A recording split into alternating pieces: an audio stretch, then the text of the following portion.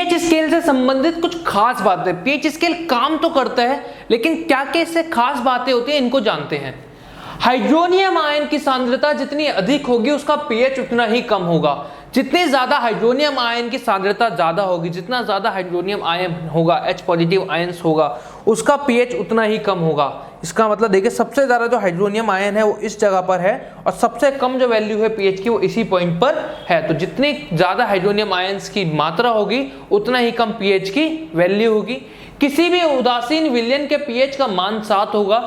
किसी भी उदासीन मतलब जो ना तो आपका अम्ल है ना ही आपका क्षार है, कोई भी ऐसा विलयन होगा तो उसका मतलब क्या है, ना तो उसके अंदर H पॉजिटिव आयंस की मात्रा ज्यादा है ना ही उसके अंदर OH नेगेटिव आयंस की मात्रा ज्यादा है, तो वो कैसा पदार्थ होगा, एक उदासीन पदार्थ होगा और उसका मान कितना होगा 7, जो कि 0 और 14 के बिल्कुल बीच में होगा। यदि पीएच स्केल में किसी विलयन का मान 7 से कम है तो यह अम्लीय होगा। 7 से कम होने पर H पॉजिटिव आयंस की सांद्रता बढ़ती है, अर्थात अम्ल की शक्ति बढ़ रही है। किसी भी पीएच स्केल में विलयन का मान 7 से कम है, अगर हम लोग विलयन जो है उसका मान अगर 7 से कम आता है तो इसका मतलब है विलयन कैसा विलयन है, अम्लीय विलयन है। 7 से हम जैसे इधर की तरफ आएंगे, जितना भी इधर की तरफ आएंगे और जितना उधर की तरफ जाते जाएंगे, हमारे अम्ल की जो शक्ति होगी, जो प्रबलता होगी वो बढ़ती जाएगी। इस पॉइंट पर आके सबसे ज्यादा खतरनाक जो अम्ल होता है वो हमें इसी पॉइंट पर मिलता है। इधर जो हमारे होता है 7 पर एकदम आपका उदासीन पदार्थ होता है, 6 पर थोड़ा बहुत दुर्बल अम्ल होता है, 5 पर थोड़ा और कम दुर्बल होता है और जैसे तो उधर बढ़ते जाएंगे हमारे अम्ल की प्रबलता बढ़ती जाएगी। क्यों? क्योंकि H पॉजिटिव आयंस की मात्रा बढ़ती जा रही है, जिसकी वजह से पीएच स्केल का नंबर कम होते जा रहा है। यदि पीएच का मान 7 से अधिक है वह क्षार होगा। 7 से अधिक होने पर OH नेगेटिव आयन की सांद्रता बढ़ती है, अर्थात क्षारक की शक्ति बढ़ रही है। अगर पीएच का मान अगर हमारा 7 से अधिक आता है, 7 से ज्यादा आता है, तो इसका मतलब जो हमारा पदार्थ है वह क्षार होगा। कैसा होगा? क्षार। ऐसा क्यों हो रहा होगा? क्योंकि 7 से आगे जब हम जा रहे होंगे H पॉजिटिव आयंस की मात्रा घट रही होगी और जब H पॉजिटिव आयंस की मात्रा घट रही है तो OH नेगेटिव आयंस की मात्रा बढ़ रही है और OH नेगेटिव आयंस की मात्रा बढ़ने का मतलब क्षार की जो शक्ति है, जो क्षार की प्रबलता है वो बढ़ती जा रही है। इसी प्रकार से 7 से हम उधर की तरफ जब जाते हैं तो हमारा जो क्षार हमें मिलता है, जैसे जैसे उधर जाते हैं जो 14 पर जो हम लोग को क्षार मिलेगा वो एक बहुत ही ज्यादा प्रबल क्षार होता है। 8 का जो क्षार होता है वह बहुत दुर्बल, बहुत ज्यादा दुर्बल क्षार होता है। उसके आगे जैसे जैसे बढ़ते जाएंगे क्षार की प्रबलता बढ़ती जाएगी। तो इस प्रकार से होता है हमारा पीएच स्केल काम करता है। 0 से 7 तक जो पदार्थ होगा अम्लीय पदार्थ होगा, 7 से 14 तक हमारा जो पदार्थ होगा वह आपका क्षारीय पदार्थ होगा और 7 पर जो पदार्थ होगा, वैसा 7 नहीं, 7 से थोड़ी कम वैल्यू होती है, 6.5 से लेकर हम लोग बोल सकते हैं 7.5 तक जो हमारा पदार्थ होता है वह कैसा होता है, आपका उदासीन होता है, ना ये अम्ल है ना ही ये क्षार है। इस प्रकार से हमारा जो पीएच स्केल होता है काम करता है। ये जो पीएच है ये हमारे दैनिक जीवन में, हमारी रोजमर्रा की जिंदगी में भी कई तरीकों से इन्वॉल्व रहता है। उसी को पढ़ते हैं दैनिक जीवन में पीएच का महत्व। एक नहीं बहुत प्रकार से ये जो है इसका महत्व होता है। सबसे पहला रक्त और हमारा शरीर। हमारे शरीर के अंदर रक्त होता है, खून होता है, ये भी पीएच से रिलेटेड होता है। हमारा शरीर 7.0 से 7.8 पीएच परास के बीच कार्य करता है। जीवित प्राणी केवल संकीर्ण पीएच परास रेंज में ही जीवित रह सकते हैं। हमारा जो शरीर है, जो हमारा रक्त है, ये खाली एक रेंज के बीच में काम करेगा, जो रेंज क्या होनी चाहिए 7.0 से 7.8 के बीच में। मतलब हमारा जो खून है यह एक आपका जो हमारा रक्त है ये एक उदासीन पदार्थ है, एक न्यूट्रल पदार्थ है। यही रेंज होनी चाहिए हमारे खून की। इससे ज्यादा या फिर इससे कम की रेंज पर हमारा खून जो है वह कार्य नहीं करता है। तो हमारा रक्त या फिर हमारा शरीर दोनों के दोनों पीएच से बहुत ज्यादा रिलेटेड होते हैं कि एक वैल्यू के ऊपर काम करेंगे, इससे ज्यादा वैल्यू होगी तो देखिए जानलेवा हो सकता है और अगर इससे कम होगा तो भी जानलेवा हो सकता है, प्राणी जीवित ही नहीं रह सकता। दूसरा होता है हमारा मिट्टी का पीएच। हम सबके गार्डन होते हैं, आपका बगीचे होते हैं या फिर खेत बगियार होते हैं, सबके अंदर मिट्टी होती है। तो मिट्टी का जो पीएच होता है वो क्या होता है? अच्छी उपज के लिए पौधों को एक विशिष्ट पीएच परास की आवश्यकता होती है। मिट्टी में अम्लीय या क्षारीय गुण बढ़ जाने से पौधे को नुकसान पहुंचता है, जिससे फसल अच्छी नहीं होती है। मिट्टी जो होती है उसके अंदर जो आपके पीएच का जो रेंज है वो भी एक रेंज के ऊपर ही काम करती है। जो मिट्टी होती है हमारी, किसी भी मिट्टी के अंदर अगर आपका क्षारीय क्षमता बढ़ जाए या फिर आपका अम्लीय क्षमता बढ़ जाए तो उसकी वजह से जो मिट्टी होती है खराब हो जाती है। इसी वजह से आपने सुना होगा आपके घर में कभी पौधे वगैरह, आपकी मम्मी हमेशा मना करेंगी कि किसी पौधे में कभी साबुन का पानी नहीं डालना चाहिए। क्यों नहीं डालना चाहिए? क्योंकि साबुन क्या है, आपका क्षार होता है, उस साबुन के पानी को आप उस पौधे में डालेंगे तो वो पौधा जो है जल जाएगा। क्यों जल जाएगा? क्योंकि मिट्टी की जो उपजेयता थी वो खराब हो गई। क्यों खराब हो गई? क्योंकि मिट्टी जो थी वह एकदम उदासीन होनी चाहिए, ना तो वह अम्लीय होनी चाहिए, क्षारीय होनी चाहिए। आपने लेकिन जब उसमें साबुन का पानी मिलाया तो वह क्षारीय हो गई। तो मिट्टी भी एक परास के ऊपर काम करती है, एक रेंज के ऊपर काम करती है, जो कि आपकी उदासीन रेंज होनी चाहिए, ना वो अम्ल होना चाहिए, ना ही वह आपका क्षार होना चाहिए। यदि किसी स्थान की मिट्टी का पीएच कम या अधिक हो तो किसान उसमें आवश्यकता अनुसार अम्लीय या क्षारीय पदार्थ मिलाते हैं। कई बार क्या होता है, किसी भी मिट्टी का अम्ल या फिर क्षारीय जो आपकी रेंज होती है, जो परास होता है, वह कम या ज्यादा हो जाती है।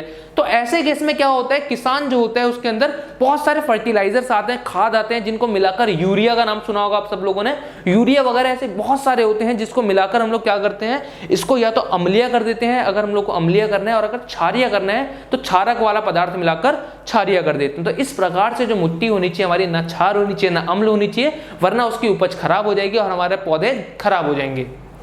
अगला है हमारे पाचन तंत्र का पीएच, डाइजेस्टिव सिस्टम का हमारे पीएच। यह अत्यंत ही रोचक है कि हमारा उदर, स्टमक हाइड्रोक्लोरिक अम्ल पीएच 1.2 उत्पन्न करता है। यह उदर को हानि पहुंचाए बिना भोजन के पाचन में सहायक होता है। ये बहुत इंटरेस्टिंग बात है कि हमारा जो पेट है, जो उदर है, ये एक तरीके का अम्ल प्रोड्यूस करता है, उत्पन्न करता है। वो भी छोटा मोटा अम्ल नहीं, एक बहुत ज्यादा प्रबल अम्ल जो कि होता है हाइड्रोक्लोरिक अम्ल, जिसका काम क्या होता है, हम लोग जो भी खाना खाते हैं वो जो खाना पचाने की जो क्रिया होती है वो यह अम्ल करता है हमारे पेट को बिना हानि पहुंचाए। अब आप लोग खुद सोचिए, जो हमारा पेट होता है ये हमारे खाल से बना हुआ है, और मैंने बोला था ये HCl जो हाइड्रोक्लोरिक अम्ल है ये बहुत ज्यादा आपका प्रबल अम्ल है। इतना ज्यादा प्रबल अम्ल होता है कि आपकी खाल पर अगर ये गिर जाए तो आपकी जो हड्डी है वो तक बाहर आ सकती है, इतना ज्यादा प्रबल अम्ल होता है। उसके बावजूद हमारे पेट के अंदर ही हमारे पेट को बिना हानि पहुंचाए कार्य करता है, और इसका काम क्या होता है, खाने को पाचन क्रिया को मदद करना। वहीं अपच की स्थिति में उदर अत्यधिक मात्रा में अम्ल उत्पन्न करता है, जिसके कारण उदर में दर्द एवं जलन का अनुभव होता है। इस दर्द से मुक्त होने के लिए एंटासिड जैसे क्षारकों का उपयोग किया जाता है। यह एंटासिड अम्ल की मात्रा को उदासीन करता है। कई बार क्या होता है, खाना अच्छे से पच नहीं पाया। अपच की स्थिति में क्या होगा, जब खाना अच्छे से पच नहीं रहे, हमारा जो उदर होगा वो ज्यादा मात्रा में अम्ल को रिलीज करना चालू कर देगा, उत्पन्न करना चालू कर देगा, और जब अम्ल की मात्रा बहुत ज्यादा हो जाएगी तो उस कारण क्या होगा, हमारे पेट में दर्द एवं जलन होने लग जाएगी। सब लोगों को पता है एसिडिटी का नाम, सब लोगों ने सुना होगा। एसिडिटी के अंदर जिसके भी, आप लोग तो बच्चे हैं, आपके घर में किसी को अगर होती होगी तो उनसे पूछेगा कि कितना दर्द होता है और कितनी ज्यादा जलन होती है। तो एसिडिटी जो होती है एक तरीके की बीमारी होती है, जो किस वजह से होती है, जब अपच की स्थिति में हमारा पेट जो है बहुत ज्यादा मात्रा में अम्ल प्रोड्यूस कर देता है, उस दौरान एसिडिटी होने लग जाती है, बहुत ज्यादा कष्ट में होती है ये। तो इस कष्ट को दूर करने के लिए एंटासिड का उपयोग कराया जाता है। एंटासिड मतलब एसिड का बिल्कुल उल्टा। और इस काम के लिए किसका उपयोग कराया जाता है, दुर्बल क्षारकों का। हम लोग बहुत ज्यादा प्रबल क्षारक का उपयोग नहीं करते हैं, दुर्बल क्षारक का प्रयोग करते हैं, जो कि उसको उदासीन कर देता है, और उदासीन करके हमारी पाचन क्रिया को अच्छा करता है और अम्ल की मात्रा कम करता है। इसके लिए magnesium hydroxide, milk of magnesia जैसे दुर्बल क्षारों का प्रयोग किया जाता है। इसके लिए कौन से हम लोग क्षारक का प्रयोग करते हैं, दुर्बल क्षारक जैसे magnesium hydroxide, milk of magnesia भी इसको बोलते हैं। इनो सबने सुना है, इनो लेते हैं हम लोगों को, किसी के भी एसिडिटी की मात्रा ज्यादा हो रही होती है तो उस दौरान इनो होता है। इनो के अलावा मार्केट में आज की डेट में और भी बहुत सारे प्रोडक्ट्स आने लग गए हैं। उसके अंदर असल में क्या होता है, मैग्नीशियम हाइड्रोक्साइड होता है, मिल्क ऑफ मैग्नीशिया होता है, जो कि एक दुर्बल क्षारक है, और ये क्या करता है, उस अम्ल को उदासीन कर देता है, उसकी मात्रा को, और इस तरीके से हमारा पेट जो है ठीक हो जाता है, और पीएच जो है एक बहुत महत्वपूर्ण रोल निभाता है हमारे पाचन तंत्र में। अगला टॉपिक देखिए, पीएच परिवर्तन के कारण दंतक्षय। अभी हम लोगों ने पाचन तंत्र में पीएच देखा, अब दंतक्षय मतलब टूथ डीके में हम लोग पीएच का रोल देखेंगे। मुंह के पीएच का मान 5.5 से कम होने पर दांतों का क्षय प्रारंभ हो जाता है। दांतों का इनेमल कैल्शियम फॉस्फेट से बना होता है, जो कि शरीर का सबसे कठोर पदार्थ है। यह जल में नहीं घुलता, लेकिन मुंह के पीएच का मान 5.5 से कम होने पर यह संचरित हो जाता है। हमारा जो मुंह है, हमारे जो दांत होते हैं, इसका जो इनेमल है हमारे शरीर का सबसे ज्यादा कठोर हिस्सा होता है। जो हमारा इनेमल होता है कैल्शियम फॉस्फेट से बना होता है, और हमारे शरीर का सबसे ज्यादा कठोर हिस्सा होता है, पानी में नहीं घुलता है। पानी इसका कुछ नुकसान नहीं पहुंचाता। लेकिन जैसे ही हमारे मुंह का अम्ल की जो मात्रा है, जो पीएच है, वो 5.5 से कम हो जाएगा, इसका मतलब हमारे मुंह के अंदर अम्ल की मात्रा बढ़ रही है। तो अम्ल के कारण क्या होगा, ये जो दांत हैं सड़ने लग जाते हैं। इस तरीके से देखिए हमारे जो बैक्टीरियाज होते हैं धीरे धीरे करके दांत सड़ने लग जाते हैं। हम लोग कहते हैं दांत में कीड़ा लग रहा है, और दांत धीरे धीरे करके संचारित होने लग जाता है। और जब वह संचारित होने लग जाता है तो हम लोगों का दांत खराब होने लग जाते हैं। कारण क्या होता है इसका, मुंह में उपस्थित बैक्टीरिया भोजन के पश्चात मुंह में शर्करा एवं खाद्य पदार्थों का निम्नीकरण करके अम्ल उत्पन्न करते हैं। हमारे मुंह के अंदर जब खाने थोड़ा बहुत रह जाता है, थोड़ा बहुत खाना रह जाता है, तो खाने के ऊपर हमारे मुंह के अंदर कुछ बैक्टीरियाज होते हैं, वो बैक्टीरियाज उसका निम्नीकरण करते हैं और उस खाने को किस में तोड़ देते हैं, अम्ल में तोड़ देते हैं। और अम्ल में तोड़ने के कारण क्या हुआ, हमारे मुंह की अम्लीयता बढ़ गई, हमारे मुंह का एसिडिक नेचर बढ़ गया। एसिडिक नेचर बढ़ने के कारण हमारे मुंह के अंदर 5.5 से आपका जो पीएच था वो कम हो जाता है। और जैसे ये पीएच 5.5 से कम होने लग जाता है, हमारे जो दांत होते हैं धीरे धीरे करके संचारित होने लग जाते हैं और सड़ने लग जाते हैं। अब इस दंत क्षय से, टूथ डीके से हम लोग बचाव कर सकते हैं। इस तरीके से जो कीटाणु हैं, हम लोग खाना खाते हैं वो रह जाते हैं और हमारे दांतों को परेशान करते हैं, इससे हम बचाव कर सकते हैं, प्रिवेंशन कर सकते हैं। कैसे, भोजन के बाद मुंह साफ करने से इससे बचाव किया जा सकता है। मुंह की सफाई के लिए क्षारकीय दंतमंजन का उपयोग करने से अम्ल की अधिक्य मात्रा को उदासीन किया जा सकता है, जिसके परिणाम स्वरूप दंत क्षय रोका जा सकता है। हमारे भोजन के बाद क्या कीजिए, मुंह को साफ कीजिए, खाना खाइए, उसके बाद मुंह को साफ कीजिए, मुंह कुल्ला कर लीजिए। उससे क्या होगा, दांतों के बीच में आपका खाना रहेगा ही नहीं। जब खाना ही नहीं रहेगा तो जो बैक्टीरियाज होंगे वो आपके दांतों के अंदर रिएक्शन ही नहीं कर पाएंगे, और जब रिएक्शन नहीं कर पाएंगे तो अम्ल प्रोड्यूस नहीं करेंगे। उसके अलावा क्या होता है, मुंह की सफाई के लिए क्षारकीय दंतमंजनों का उपयोग कीजिए। जो हम लोग टूथपेस्ट यूज करते हैं, चाहे कोलगेट हो चाहे कोई भी हो, इसका जो नेचर होता है, इसका प्रभाव, जो प्रकृति होती है, वह क्षारकीय होती है। क्यों क्षारकीय होती है, ताकि हमारे मुंह के अंदर अम्ल की मात्रा, अधिक्य मात्रा, जो अम्ल की मात्रा बढ़ गई है उसको उदासीन कर देते हैं। और उदासीन करने की वजह से क्या होता है, हमारा मुंह का जो नेचर होता है दोबारा से न्यूट्रल हो जाता है, उदासीन हो जाता है, जिससे दंत क्षय रोका जा सकता है। इसी वजह से बोलते हैं कि रोज सुबह आपको क्या करना चाहिए, ब्रश करना चाहिए। आप ब्रश करेंगे सुबह शाम तो उससे क्या होगा, आपके दांत भी खुश रहेंगे, दंत क्षय नहीं होगा। दंत क्षय ना होने की वजह यह होती है क्योंकि जो टूथपेस्ट होता है उसके अंदर आपका क्षारक होता है, क्षारक अम्ल को उदासीन कर देता है, और इस प्रकार से हम लोग दंत क्षय से बचाव कर सकते हैं। अब पीएच का अगला महत्व पढ़ लेते हैं। हमारी लाइफ में पीएच का अगला महत्व कहाँ है, पशुओं व पौधों द्वारा उत्पन्न रसायनों से आत्मरक्षा। हमारे पशु तथा पौधे कुछ रसायन उत्पन्न करते हैं, उनसे आत्मरक्षा में पीएच हमारी मदद करता है। कैसे, देखते हैं। क्या आपको कभी मधुमक्खी ने डंक मारा है? कभी ना कभी मधुमक्खी ने डंक मारा होगा। मधुमक्खी का डंक एक अम्ल छोड़ता है, जिसके कारण दर्द एवं जलन का अनुभव होता है। डंक मारे गए अंग में बेकिंग सोडा जैसे दुर्बल क्षारक के उपयोग से आराम मिलता है। अब क्या है, आपका मधुमक्खी का जो डंक होता है, मधुमक्खी छोड़िए, किसी भी सूक्ष्म प्राणी जो आपको काटते हैं, चाहे ततैया बोल लीजिए, चाहे मधुमक्खी बोलिए, चाहे चींटी बोल लीजिए, किसी भी प्राणी द्वारा आप काटे गए, आपको उसने डंक मारा, तो इनके जो डंक होते हैं, जो स्टिंग होती है, इसके अंदर एक अम्ल होता है जो ये अम्ल रिलीज करते हैं। वो अम्ल जब ये छोड़ देते हैं, जब उत्पन्न करते हैं हमारे शरीर के अंदर, तो उसकी वजह से दर्द एवं जलन होने लग जाता है। तो इस दर्द एवं जलन से आत्मरक्षा के लिए हम लोग क्या कर सकते हैं, डंक मारे गए अंग में बेकिंग सोडा जैसे दुर्बल क्षारक, कोई भी दुर्बल क्षारक का उपयोग कर सकते हैं। बेकिंग सोडा इस वजह से लिखा है क्योंकि ये हमारे घर में होता है। इसके अलावा और भी बहुत सारे दुर्बल क्षारक होते हैं जिनका उपयोग करके हम लोग उससे ठीक हो सकते हैं। कई बार आपने सुना होगा, आपके बड़े बूढ़ों ने कहते हैं, कभी भी ततैया वगैरह डंक मार ले तो उसके ऊपर सिक्का रगड़िए। सिक्का क्या होता है, एक धातु होता है। हमने पढ़ा धातु का नेचर कैसा होता है, क्षारक नेचर होता है। तो जब आप उसको रगड़ते हैं तो अम्ल और क्षारक आपस में अभिक्रिया करके उदासीन बना देते हैं और आपका दर्द कम हो जाता है। अगला, नेटल पादप। नेटल एक प्लांट होता है, कुछ इस प्रकार का आपका प्लांट होता है। नेटल जो होता है, नेटल पादप के भी डंक वाले बाल मेथेनॉइक अम्ल छोड़ते हैं, जिसके कारण जलन वाले दर्द का अनुभव होता है। क्या होता है, कभी भी आपको इस पौधे से कभी भी आपको डंक लग जाए या फिर इसके बाल आपके हाथ पर लग जाए, इसके जो बाल होते हैं वह भी क्या छोड़ते हैं, एक अम्ल छोड़ते हैं, मेथेनॉइक अम्ल, जिसकी वजह से दर्द एवं जलन का अनुभव होता है। इसमें भी लोहा रगड़ने अथवा बेकिंग सोडा जैसे दुर्बल क्षारक के उपयोग से आराम मिलता है। इसमें भी क्या होता है, आप लोहा रगड़ लीजिए या फिर आप कोई भी धातु रगड़ लीजिए, या फिर क्या कीजिए, आप बेकिंग सोडा इसका इस्तेमाल कर लीजिए, फिर कोई भी दुर्बल क्षारक का उपयोग कर लीजिए, और इससे आप आत्मरक्षा कर सकते हैं। क्यों आत्मरक्षा कर सकते हैं, क्योंकि उदासीन अभिक्रिया हो रही होगी। अब हम लोग आगे बढ़ते हैं और देखते हैं अपने अगले टॉपिक को, लवणों का परिवार, फैमिली ऑफ सॉल्ट्स। अब तक हम लोगों ने लवण के बारे में पढ़ा, एक उदासीन पदार्थ होता है। अब इसके पूरे परिवार के बारे में पढ़ेंगे। हाँ, इसका भी परिवार होता है, इस परिवार के अंदर, इस फैमिली के अंदर हम लोग अलग अलग लवण पढ़ रहे होंगे। तो सबसे पहला और सबसे मेन जो लवण होता है वो होता है हमारा साधारण नमक, कॉमन सॉल्ट, जो हम लोग अपने घरों में इस्तेमाल करते हैं खाने में डालने के लिए। वो जो नमक होता है उसी को कॉमन सॉल्ट कहते हैं, साधारण नमक कहते हैं। इसका रासायनिक नाम क्या होता है? Sodium chloride. फॉर्मूला होता है NaCl। साधारण नमक एक उदासीन लवण है जिसका उपयोग दूसरे लवणों को उत्पन्न करने के लिए कच्चे पदार्थ के रूप में किया जाता है। इसका उपयोग कराया जाता है कच्चे पदार्थ के रूप में। क्यों कराया जाता है कच्चे पदार्थ के रूप में? क्योंकि यह जो है बहुत सस्ता है, और बहुत सस्ता होने के कितने में मिल जाता है? 18 रुपए किलो, 19 रुपए किलो में मिल जाता है। इसके उपयोग करके हम लोग और बहुत सारे लवण बना सकते हैं, इसलिए इसको बहुत सारे लवण बनाने के लिए किस लिए इस्तेमाल करा जाता है? कच्चे पदार्थ के रूप में। ये एक उदासीन लवण है, ना तो ये आपका आम्लिक है ना ही ये क्षारीय है, एकदम न्यूट्रल होता है, उदासीन होता है। प्राप्ति कैसे होती है इसकी? अगर हम लोगों को कभी भी इसकी प्राप्ति करनी है, मान लेते हैं हमें NaCl बनाना है, तो कैसे बनाएंगे?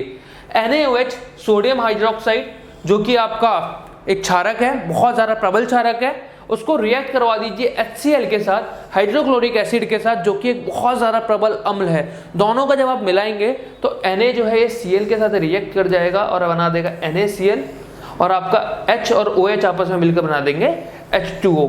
इस प्रकार से हमें क्या मिल जाएगा? NaCl मिल जाएगा, सोडियम क्लोराइड मिल जाएगा, साधारण नमक मिल जाएगा। लेकिन क्या हम लोग ये रिएक्शन करवाते हैं? नहीं करवाते। क्यों नहीं करवाते? NaOH अगर हम लोग सस्ते से सस्ता भी लगाएं तो 1 लीटर 1000 रुपये लीटर होगा। HCl 1 लीटर 1000 रुपये लीटर होगा, तो हम 2000 रुपये लगा कर 18 रुपये किलो की चीज़ बनाएंगे। ये हम लोगों को 18 रुपये किलो मिल जाती है। जो NaCl होता है 18 रुपये किलो मिल जाता है और सस्ता मिल जाता है। तो हम लोग क्यों इसको बनाएंगे NaOH और HCl से? तो हम लोग इसका उपयोग करते हैं बाकी पदार्थों को बनाने में, ना कि इन पदार्थों का उपयोग करके इसको बनाते हैं। लेकिन अगर कभी बनाना चाहें तो हम ऐसे बना सकते हैं कि NaOH और HCl को आपस में रिएक्ट करवाइए और NaCl मिल जाएगा।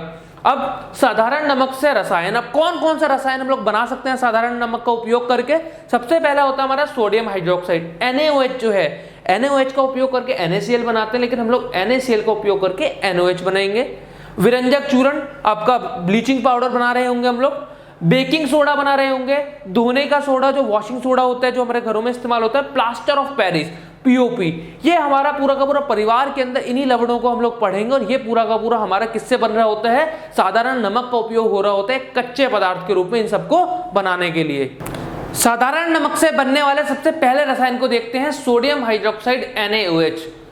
जब सोडियम क्लोराइड साधारण नमक के जलीय विलयन से विद्युत धारा प्रवाहित की जाती है तो यह वियोजित होकर सोडियम हाइड्रोक्साइड क्लोरीन गैस और हाइड्रोजन गैस प्रदान करता है। इस प्रक्रिया को क्लोर क्षार क्लोर अल्कलाई प्रक्रिया कहते हैं। कभी भी जब सोडियम क्लोराइड को पानी में घोल दिया जाए और पानी में घोलने के बाद उसके थ्रू विद्युत पास करवाई जाए, उसके थ्रू इलेक्ट्रिसिटी पास करवाई जाए, तो जो हमारा सोडियम क्लोराइड और वाटर जो होगा ये हम लोग को क्या देंगे? NaOH, सोडियम हाइड्रोक्साइड, साथ में आप लोगों का क्लोरीन गैस और साथ में आपको हाइड्रोजन गैस दे रहे होंगे।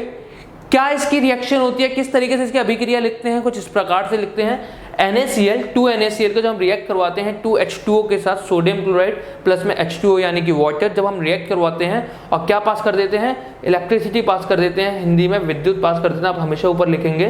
तो क्या हो जाता है? हम लोगों ने पढ़ा था आपका विद्युत, इसका डीकम्पोजिशन हो जाता है, इलेक्ट्रोलिसिस हो जाता है, या फिर विद्युत वियोजन हो जाता है, जिसके कारण क्या होता है? NaCl टूट जाएगा, H2O टूट जाएगा और हम लोग को पदार्थ मिल जाएगा NaOH, Cl2 क्लोरीन गैस और साथ में हाइड्रोजन गैस। कैसे? सोडियम क्लोराइड का विद्युत अपघटन। कैसे अपघटन हो रहा है? जब सोडियम क्लोराइड के जलीय विलयन से विद्युत प्रवाहित की जाती है तो इसके एनोड से क्लोरीन गैस और कैथोड से हाइड्रोजन गैस उत्पन्न करता है। सोडियम हाइड्रोक्साइड विलयन इसके कैथोड के पास बनता है। अब क्या होता है, कभी भी जब विद्युत आप पास करवाएंगे तो इसका जो एनोड होगा उसके ऊपर क्लोरीन गैस बनेगी, जो इसका कैथोड होगा उसके ऊपर हाइड्रोजन गैस बनेगी, और जो आपका सोडियम हाइड्रोक्साइड जो कि हम लोगों को मेन चाहिए, जो मेन उत्पाद है, वो कहाँ बन रहा होगा? कैथोड के पास बन रहा होगा। इस पूरे को हम लोग थोड़ा प्रैक्टिकली समझते हैं, समझने की कोशिश करते हैं क्या यहाँ इतने बड़े में इसने लिखे हुए हैं बात करी। सबसे पहली बात, क्लोरो अल्कलाई प्रोसेस को इस वजह से कहते हैं क्योंकि हमें क्लोरीन मिल रहा होता है और NaOH जो कि एक क्षार है, क्षार मिल रहा होता है, तो इस वजह से इसको क्लोर क्षार प्रोसेस कह देते हैं, फिर क्लोर अल्कलाई प्रोसेस कह देते हैं। क्या हो रहा है, आपका NaCl और H2O दो पदार्थ हैं, दोनों के थ्रू जब बिजली पास करवाई जा रही है तो बिजली पास करवाने की वजह से वियोजन होगा, इलेक्ट्रोलिसिस होगा, ये NaCl टूट जाएगा किसमें, Na+ में और Cl- में। आपका इसी प्रकार से H2O से जब बिजली पास होगी तो H2O भी टूट जाएगा H+ में और OH- में। जब ऐसा होगा H+ और OH-, ये इसके ऊपर प्लस का साइन है, एक इलेक्ट्रॉन देने की अपेक्षा रखता है, ये एक इलेक्ट्रॉन लेने की अपेक्षा रखता है, तो ये दोनों आपस में जुड़ जाएंगे और इस प्रकार से क्या बना देंगे, NaOH बना देंगे। और जो हमारा क्लोरीन गैस होगी, क्लोरीन गैस जो है किसी से अब क्या है, ये धोखा खा चुकी है एक तरीके से, अब ये किसी से भी मिलने की अपेक्षा नहीं रखती है, ये चाहती है मैं अकेली रहूं। हाइड्रोजन गैस भी हमारी चाहती है हम अकेले रहें, तो क्लोरीन गैस के ऊपर कैसा साइन है, नेगेटिव, तो ये किसकी तरफ चली जाएगी, हमारे पॉजिटिव टर्मिनल की तरफ। पॉजिटिव टर्मिनल क्या है हमारा, एनोड, तो क्लोरीन गैस किधर आ जाती है, एनोड पर आ जाती है, क्योंकि ये पॉजिटिव होता है, नेगेटिव पॉजिटिव की तरफ खींचेगा। और जो हाइड्रोजन गैस होती है पॉजिटिव होती है, ये किधर जाके जमा हो जाती है, कैथोड पर जमा हो जाती है। इस प्रकार से हमारी ये पूरी की पूरी प्रक्रिया होती है कि NaCl टूट जाता है Na+Cl- में, H2O टूट जाता है H+OH- में, OH- और Na+ आपस में रिएक्ट कर लेते हैं, NaOH बना लेते हैं, हमारा मेन उत्पाद बना देते हैं। क्लोरीन और हाइड्रोजन किसी के साथ रिएक्ट नहीं करते हैं, क्लोरीन माइनस होने की वजह से पॉजिटिव टर्मिनल जो कि एनोड होता है, एनोड के ऊपर जाकर चिपक जाती है। H- गैस जो होती है ये पॉजिटिव होने के कारण जो हमारा नेगेटिव टर्मिनल होता है, कैथोड होता है, उसके ऊपर जाकर चिपक जाती है और इस प्रकार से हम लोगों को ये तीनों पदार्थ हमारे मिलते हैं, NaOH, क्लोरीन और हाइड्रोजन गैस। तो इस प्रकार से हम लोग NaCl का उपयोग करके और पानी का उपयोग करके इन दोनों का जब एक साथ घोलेंगे तो इसका जो सोल्यूशन बनता है, जो विलयन बनता है, उसको ब्राइन विलयन कहते हैं, ब्राइन सोल्यूशन बोलते हैं। कभी भी NaCl और H2O को जब घोलते हैं तो हम लोग ब्राइन सोल्यूशन का उपयोग करके क्या बना सकते हैं, सोडियम हाइड्रोक्साइड बना सकते हैं। क्लोर क्षार प्रक्रिया के अंदर क्या क्या उत्पाद मिलते हैं, 3 उत्पाद मिलते हैं, हमने बात करी। सबसे पहले सोडियम हाइड्रोक्साइड जो कि आपका कैथोड के ऊपर मिलता है, कैथोड के नीचे मिलेगा आपका सोडियम हाइड्रोक्साइड। क्लोरीन गैस जो कि आपका एनोड के ऊपर मिलती है, जो कि पॉजिटिव टर्मिनल होता है। और आपका हाइड्रोजन गैस जो कि पॉजिटिव होने की वजह से नेचर में अपने आप में ऋणात्मक होने की वजह से कहाँ मिलती है, हमारा नेगेटिव टर्मिनल के कैथोड के ऊपर मिलती है हाइड्रोजन गैस, क्लोरीन गैस और आपका सोडियम क्लोराइड। इधर ये ब्राइन सोल्यूशन है, जो पड़ा है ये ब्राइन सोल्यूशन है, और जो हम लोग को मिलता है ये सोडियम हाइड्रोक्साइड होता है। तो इसके इस्तेमाल क्या होता है, हम लोग किसी भी रसायन की बात करते हैं तो हर रसायन का कुछ ना कुछ उपयोग होता है, तो इसका भी कुछ ना कुछ उपयोग होगा। क्या उपयोग होते हैं, सोडियम हाइड्रोक्साइड का क्या उपयोग होता है, यूजेस ऑफ सोडियम हाइड्रोक्साइड। इसका उपयोग धातुओं से ग्रीस हटाने के लिए किया जाता है, तो धातुओं के ऊपर जो ग्रीस लग जाती है उसको हटाने के लिए इसका उपयोग किया जाता है। साबुन और अपमार्जक बनाने में किया जाता है। साबुन और अपमार्जक मतलब सोप्स एंड डिटर्जेंट्स। साबुन जो कि हम लोग नहाने वाले इस्तेमाल करते हैं, डिटर्जेंट जो कि हम लोग कपड़े धोने के लिए इस्तेमाल करते हैं। ऐसे आपका जो पदार्थ होते हैं उनके लिए भी किसका इस्तेमाल किया जाता है, सोडियम हाइड्रोक्साइड का इस्तेमाल किया जाता है। इसका उपयोग कागज बनाने में भी किया जाता है। जो हमारा कागज बनता है जिस पे हम लोग पढ़ाई करते हैं, नोटबुक्स होती हैं, उसको बनाने के लिए भी सोडियम हाइड्रोक्साइड का उपयोग किया जाता है। और अगला, और इसका उपयोग कृत्रिम फाइबर बनाने में किया जाता है। जो कृत्रिम फाइबर होते हैं, जो सिंथेटिक फाइबर्स होते हैं, कई सारे हम लोग ऐसे कपड़े पहनते हैं जो कि हमारा नेचर हमें नहीं देता है, हम लोग खुद बनाए होते हैं। बहुत सारे रेयन और भी बहुत सारे ऐसे फाइबर्स होते हैं जो कृत्रिम फाइबर्स होते हैं, सिंथेटिक फाइबर्स होते हैं, जो हमने बनाए। ऐसे फाइबर्स को बनाने के लिए इसका इस्तेमाल किया जाता है सोडियम हाइड्रोक्साइड का। तो ये यूजेस होते हैं सोडियम हाइड्रोक्साइड के।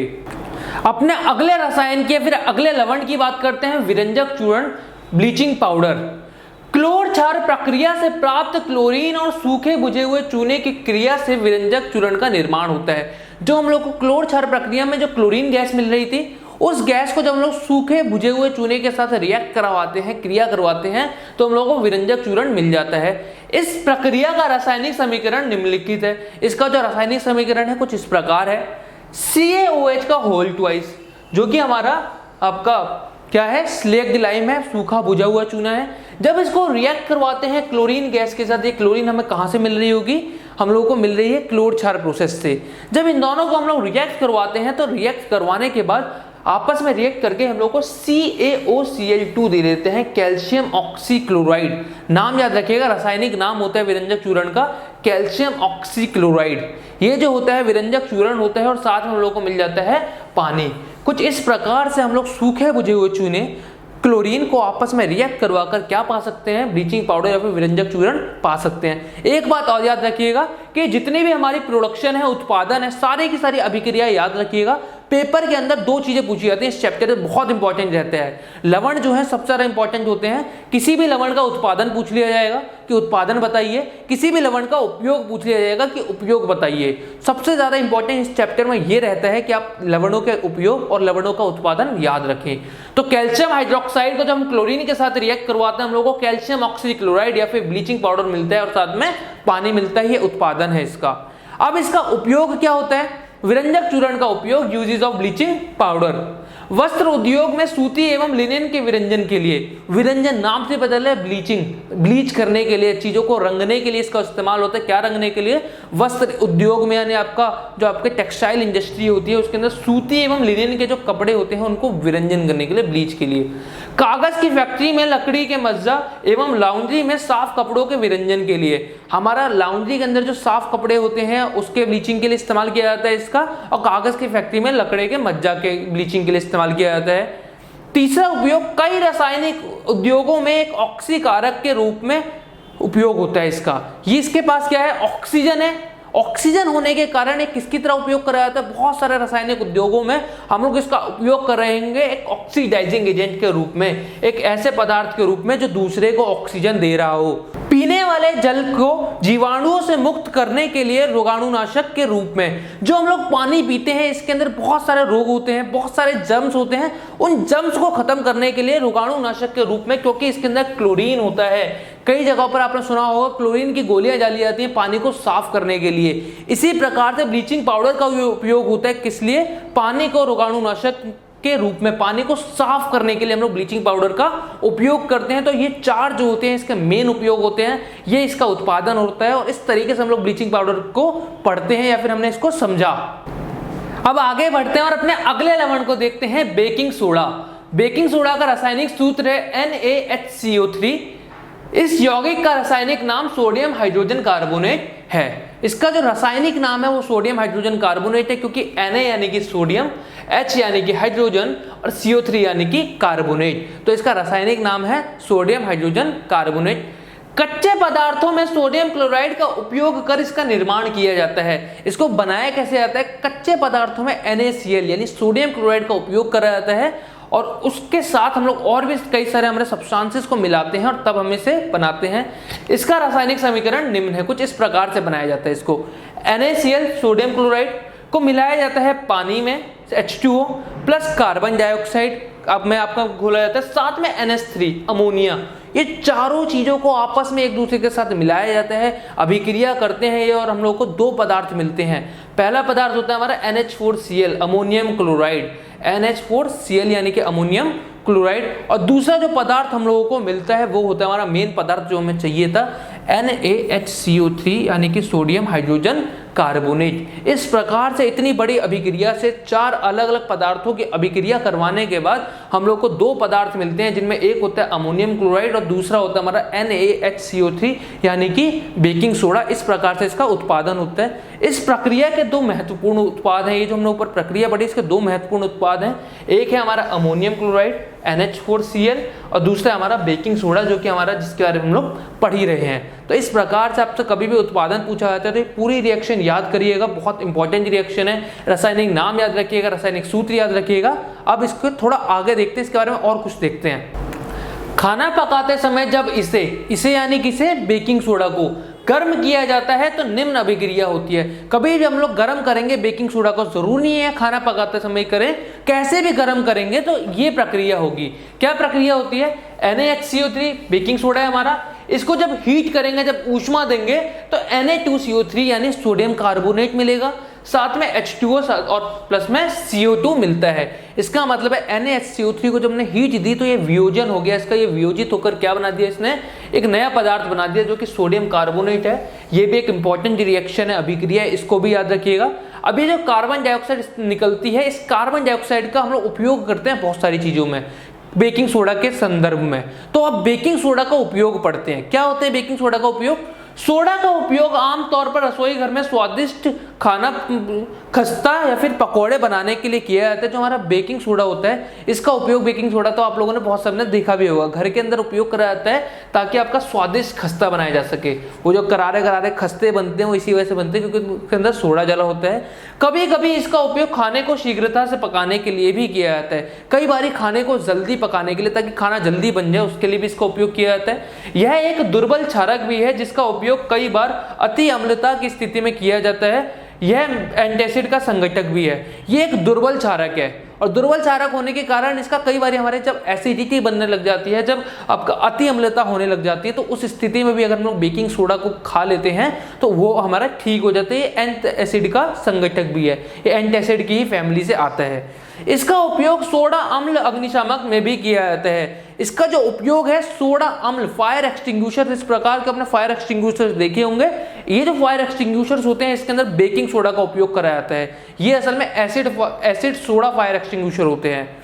इसका उपयोग बेकिंग पाउडर को बनाने में किया जाता है। एक और नया पदार्थ जो हमारे घरों में जो पदार्थ आता है, जो डब्बे आते हैं, वो बेकिंग सोडा के नहीं होते, वो बेकिंग पाउडर के होते हैं। बेकिंग पाउडर को बनाने के लिए बेकिंग सोडा का उपयोग किया जाता है और ये सारे जो है इसके उपयोग होते हैं। बेकिंग सोडा का उपयोग करके बेकिंग पाउडर बनाया जाता है। बेकिंग पाउडर का निर्माण होता कैसे है? हम लोग अपने घरों के अंदर बेकिंग पाउडर इस्तेमाल करते हैं, बेकिंग सोडा इस्तेमाल नहीं करते हैं, बेकिंग पाउडर इस्तेमाल करते हैं। वो बेकिंग पाउडर का निर्माण को पढ़ते हैं। बेकिंग सोडा एवं टार्ट्रिक अम्ल जैसा मंद खाद्य अम्ल के मिश्रण से बेकिंग पाउडर का निर्माण होता है। बेकिंग सोडा को और टार्ट्रिक अम्ल जो है बहुत एक दुर्बल अम्ल होता है आपका। ये कहाँ मिलता है हम लोगों को? इमली खाइए आप लोगों ने, इमली के अंदर ये पाया जाता है टार्ट्रिक अम्ल, क्योंकि इमली को इसी वजह से इंग्लिश में टैमरिंड कहते हैं, क्योंकि उसके अंदर टार्ट्रिक अम्ल होता है। टार्ट्रिक अम्ल जैसे किसी भी मंद खाद्य अम्ल या मतलब बहुत दुर्बल अम्ल के साथ अगर हम लोग बेकिंग सोडा को रिएक्ट करवाएंगे तो जो मिश्रण हमें मिलेगा उससे हमें बेकिंग पाउडर मिल जाता है, उससे बेकिंग पाउडर का निर्माण होता है। खाली टार्ट्रिक अम्ल का हम लोग उपयोग करते हैं, करने को हम लोग और भी किसी दुर्बल अम्ल का उपयोग कर सकते हैं, लेकिन हम लोग उपयोग करते हैं टार्ट्रिक अम्ल का और साथ में बेकिंग सोडा का, और हम लोग को मिलता है बेकिंग पाउडर। जब बेकिंग पाउडर को जल में मिलाकर गर्म किया जाता है तो यह कार्बन डाइऑक्साइड, जल और अम्ल का लवण, सोडियम लवण प्रदान करता है। कभी भी जब बेकिंग पाउडर को जल में घोलकर, पानी में घोलकर हम लोग उसे गर्म कर देते हैं, हीट कर देते हैं, उसके बाद हम लोगों को कार्बन डाइऑक्साइड मिलता है, हम लोगों को जल मिलता है और साथ में हम लोगों को अम्ल का सोडियम लवण, जो अम्ल होता है उसका सोडियम सॉल्ट मिलता है। कैसे अभिक्रिया है? ये हमारी अभिक्रिया नीचे दी हुई है, ये जो हम लोगों ने ऊपर बात करी इसके लिए अभिक्रिया है। NaHCO3 जो कि हमारा सोडियम हाइड्रोजन कार्बोनेट यानी बेकिंग सोडा है, जब इसको हम लोग रिएक्ट करवाते हैं, रिएक्शन हो रही है H+ का मतलब है जो अम्ल है ना, अम्ल के अंदर H पॉजिटिव आयंस होते हैं, तो उसी की यहाँ बात हो रही है कि जो अम्ल है उसका H पॉजिटिव आयंस जब इसके साथ मिल जाता है और इसको जब हीट करते हैं, ऊपर ट्रायंगल बना देते हैं हीट के लिए, जब हम लोग इसको हीट करते हैं, हीट करने के बाद ये आपस में रिएक्शन करके टूट जाता है कार्बन डाइऑक्साइड H2O और साथ में अम्ल का सोडियम लवण। जो भी अम्ल होगा उसी सोडियम जो है इस अम्ल के साथ रिएक्ट कर जाएगा और अपना लवण बना देगा, अम्ल का सोडियम लवण। इस अभिक्रिया से कार्बन डाइऑक्साइड उत्पन्न होता है जो ब्रेड या केक को फुलाने, स्पॉन्जी बनाने या मुलायम बनाता है। इसके अंदर जो हम लोगों को कार्बन डाइऑक्साइड मिल रही है, यही वो वजह होती है कि आखिर हम लोग बेकिंग पाउडर का इस्तेमाल क्यों करते हैं अपना खाना बनाने में। हम सब ने देखा होगा भटूरे होते हैं इतने बड़े बड़े फूल जाते हैं, या फिर आप लोगों ने केक देखे होंगे, ब्रेड देखे होंगे, इन सबके अंदर बेकिंग पाउडर का उपयोग करा जाता है। क्यों? क्योंकि बेकिंग पाउडर का जब हम लोग हीट करते हैं वो कार्बन डाइऑक्साइड रिलीज करता है, और जब कार्बन डाइऑक्साइड रिलीज होती है तो कार्बन डाइऑक्साइड रिलीज होने की वजह से वो उन पदार्थों को फुला देती है, और फूलने के कारण वो जो पदार्थ होते हैं, भटूरे इतने मस्त मस्त हम लोग खाते हैं, अब बड़ा मजा आता है खाने में। उसके अलावा हमारा केक होता है, हमारा ब्रेड होते हैं, इन सब के अंदर हवा भर जाती है, हवा नहीं भरती, वो कार्बन डाइऑक्साइड होती है और वो कार्बन डाइऑक्साइड उसको फुला देती है। और यही वजह होती है जो कार्बन डाइऑक्साइड जो रिलीज होती है, यही वजह होती है कि आखिर क्यों बेकिंग सोडा का जो उपयोग फायर एसिड एक्सटिंग्विशन में किया जाता है, क्योंकि जब दोनों आपस में रिएक्शन कर जाते हैं तो कार्बन डाइऑक्साइड छोड़ते हैं, और कार्बन डाइऑक्साइड छोड़ने के कारण ही उसका उपयोग कराया जाता है आग को बुझाने के लिए। तो इस प्रकार से हमारा बेकिंग पाउडर बनता है और बेकिंग सोडा का उपयोग करते हैं हम लोग। अपने अगले लवण को देखते हैं। हमारा अगला लवण है धोने का सोडा, वॉशिंग सोडा। रासायनिक सूत्र होता है इसका Na2CO3.10H2O। Na2CO3 यानी सोडियम कार्बोनेट .10H2O। यहाँ .10H2O का मतलब होता है जो पानी है, ये Na2CO3 के साथ ही जुड़ा हुआ है, लेकिन किस फॉर्म में जुड़ा हुआ है? क्रिस्टल की फॉर्म में जुड़ा हुआ है। कुछ इस प्रकार के क्रिस्टल की फॉर्म में पानी जुड़ा होता है। जब ऐसे पानी किसी पदार्थ से क्रिस्टल की फॉर्म में जुड़ जाता है तो इसको क्रिस्टल जल कहते हैं, क्रिस्टलीय जल। तो यहाँ जो है Na2CO3.10H2O ये हमारा रासायनिक सूत्र होता है इसका।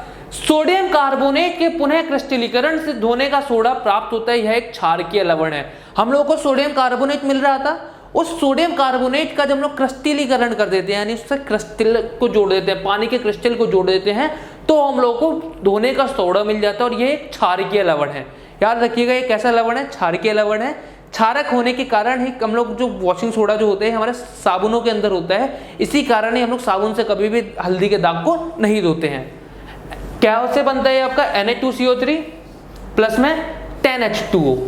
जब Na2CO3 जो आपका सोडियम कार्बोनेट होता है, जब ये 10H2O के साथ रिएक्ट करता है तो ये 10H2O आपस में किसी तरीके का वियोजन नहीं करते हैं, कॉम्बिनेशन कर लेते हैं। कॉम्बिनेशन कैसे करते हैं? ये 10H2O इससे कुछ इस प्रकार से आकर जुड़ जाता है कि 10H2O क्रिस्टल की फॉर्म में जुड़ता है। Na2CO3 से ये आकर जुड़ जाता है क्रिस्टल की फॉर्म में, और इस प्रक्रिया को हम लोग क्रिस्टलीकरण कहते हैं।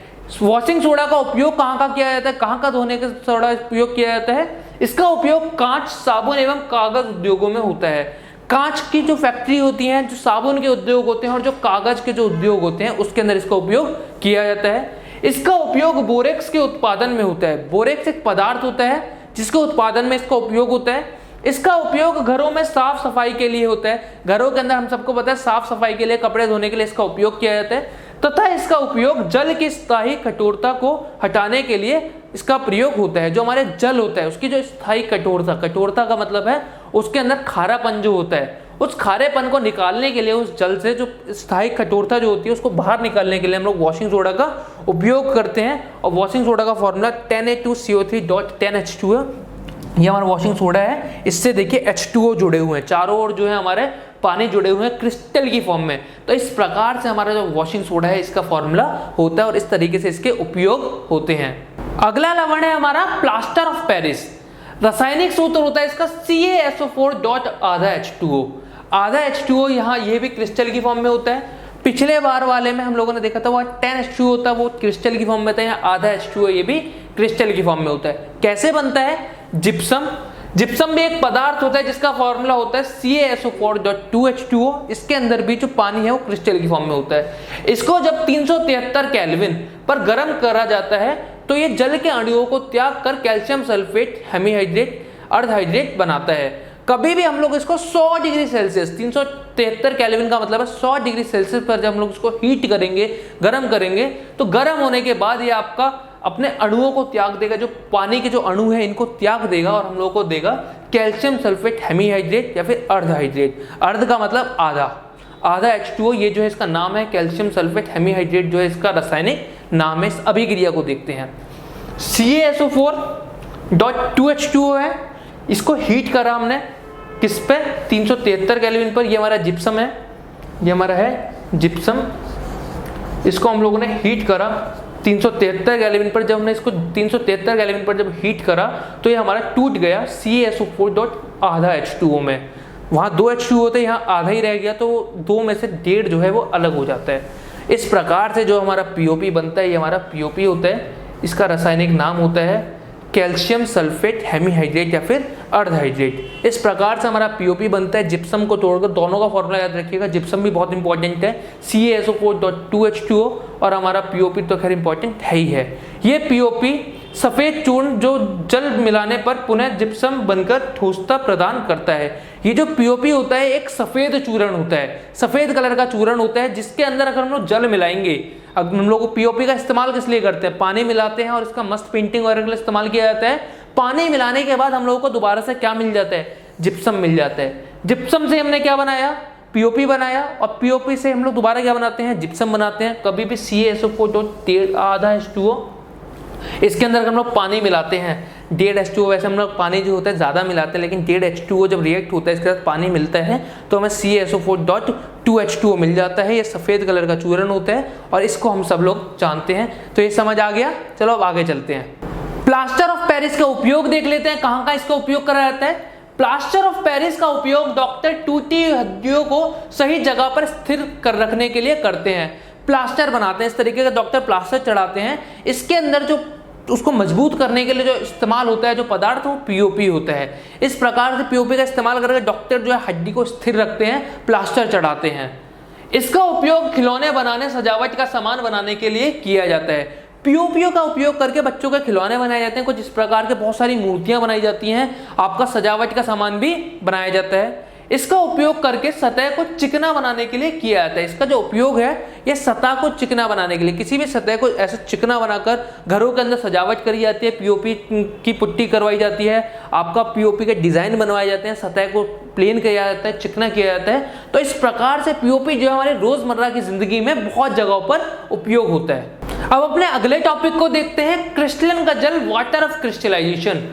लवण के एक सूत्र इकाई में जल के निश्चित अणुओं की संख्या को क्रिस्टलन का जल कहते हैं। किसी भी लवण के अंदर जो जल के अणुओं की जो एक निश्चित संख्या होगी उसको हम लोग क्या कह देते हैं, वाटर ऑफ क्रिस्टलाइजेशन कह देते हैं, फिर क्रिस्टलन का जल कह देते हैं। उदाहरण CuSO4.5H2O, ये एक लवण है जिसके अंदर H2O जो है वह किसकी फॉर्म में प्रेजेंट है, क्रिस्टल की फॉर्म में प्रेजेंट है। तो ये क्या है, क्रिस्टलन जल है।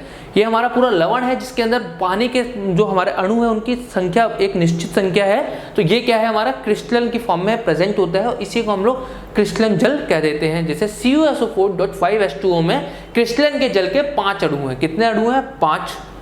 Na2CO3.10H2O, Na2CO3.10H2O मतलब धोने का सोडा, इसके अंदर क्रिस्टलन के जल के 10 अणु हैं। कितने अणु हैं, 10, क्योंकि यहाँ हमारा 10 अणु जो है जाके क्रिस्टल बन गए हैं। CaSO4.2H2O, ये क्या है, हमारा जिप्सम है, इसके अंदर जो है क्रिस्टलन के जल के 2 अणु हैं। ये जो हमारा लवण है इसके अंदर हमारे क्रिस्टलन के जल के 2 अणु हैं। तो इस प्रकार से कभी भी जल जो है क्रिस्टल की फॉर्म में प्रेजेंट हो किसी लवण के अंदर, उसको वाटर ऑफ क्रिस्टलाइजेशन कहते हैं। कैसे प्रेजेंट होते हैं, कुछ इस प्रकार से हमारे जो लवण होते हैं उसके बीच में जो जगह होती है उस जगह पर जाकर ये जो होता है स्थित हो जाता है और इस प्रकार से हम लोगों को मिलता है। अभी जो CuSO4.5H2O है, ये जो H2O है पानी है, पानी जो होता है वैसे तो तरल पदार्थ है, लेकिन इस प्रकार का हम लोगों को जो पदार्थ है CuSO4.5H2O क्रिस्टल की फॉर्म में प्रेजेंट होने की वजह से कुछ इस प्रकार के हम लोगों को पदार्थ देखने को मिलते हैं। किसके कारण, सिर्फ आपका क्रिस्टलन जल के कारण, वाटर ऑफ क्रिस्टलाइजेशन के कारण।